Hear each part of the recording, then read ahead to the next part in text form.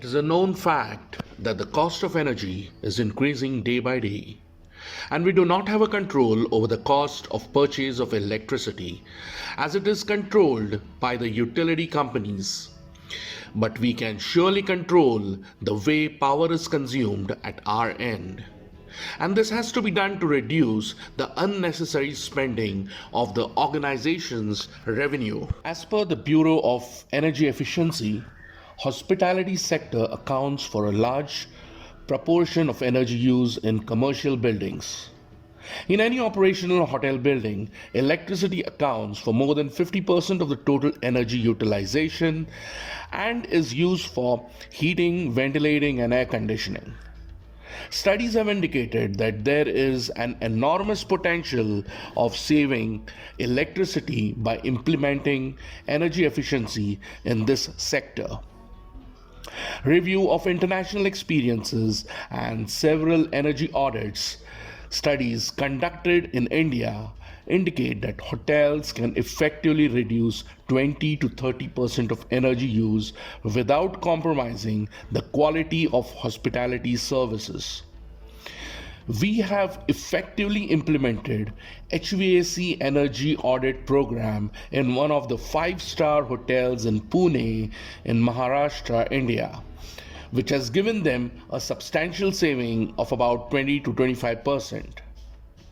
So, how did we do this? More on it further. Hi friends, I am Yogesh and I specialize in HVAC and have been in the field for more than 25 years and executed all type of projects like residential, hotel, hospitals, industrial, pharmaceutical, etc. So further, as we continue with the topic, how did we complete the HVAC audit and how was the hotel benefited? As I mentioned earlier, your HVAC system consumes about 50% of the overall energy in the hotel. Majorly, the performance evaluation of the equipment included measuring the air volume and the thermal performance of the AHUs and other equipments. As per our observation, the measured enthalpy or total tonnage delivered was found to be less than the original or the design or as-built tonnage. The reason for these were lower air volumes, hence less heat transfer, duct air leakages, insufficient chill water flow to the equipments, etc. The solutions offered here were replacement of old AHU with new efficient ones. Secondly, conducting a leak test on the ducting side and then rectifying all the air leakages which ensured correct air volumes in the space. Insufficient air volumes are one of the major causes of insufficient cooling.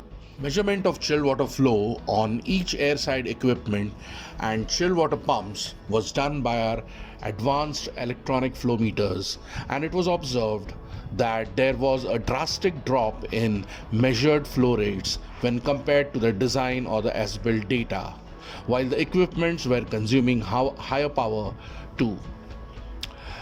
It was also observed in the pump data that the measured flow rates and the head were less than the rated flow and head, which means the pumps were underperforming. Also, it was observed by us that when there was a higher demand of chill water from the building and the pump valves were throttled to deliver higher flow, the pumps overloaded and tripped.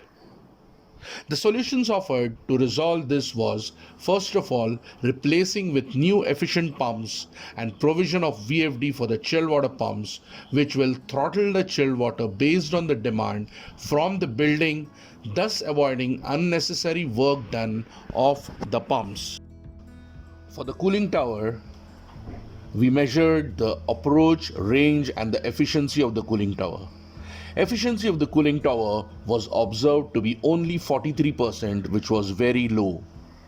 The solutions offered were, first of all, install a high efficiency cooling tower along with a VFD, and secondly, cooling tower operations have to be interfaced with the CPM, that's the chiller plant manager.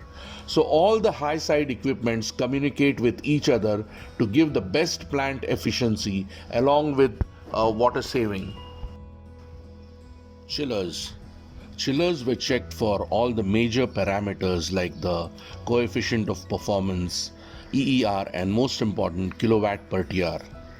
The measured kilowatt per TR achieved was 1.09 kilowatt per TR, as you can see in the chiller data sheet, whereas the rated kilowatt per TR or the original kilowatt per TR was 0.75, which was 32% higher than the rated, which means the chiller was consuming 32% higher electrical load than when it was installed.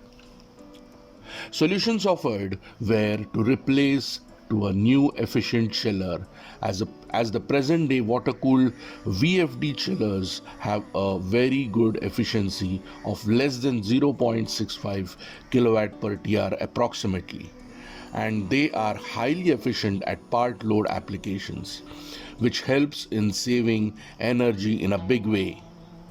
Secondly, there was no flow balancing and control for chillers, resulting in low delta T syndrome at header, for which we recommended to provide motorized balancing valves.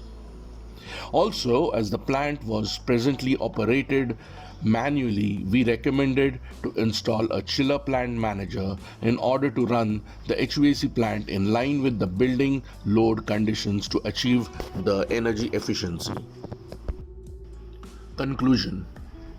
So, based on the measured parameters, we can only say that the plant we audited was running at a very low efficiency, and each of its equipment, like chillers, chill water pumps, cooling towers, etc., were consuming unusually high power.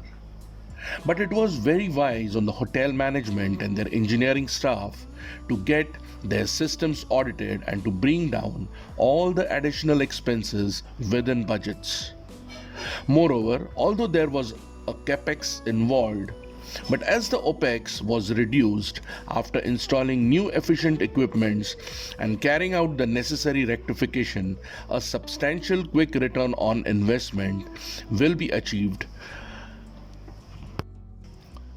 One of the other major replacements done was replacing the diesel fired boilers for domestic hot water with high efficient heat pumps, and the byproduct achieved from the heat pump was chilled water, which was again used for the chiller plants, as it brought down the load on the chillers by approximately 15%.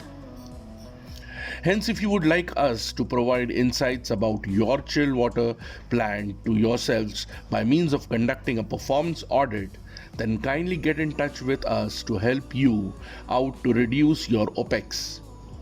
Moreover, my dear friends, reducing energy expense is not only a financial benefit to you, but also in a way shows your participation in the government's net zero emission program, and it's an help to the mankind, as you also reduce the carbon footprint.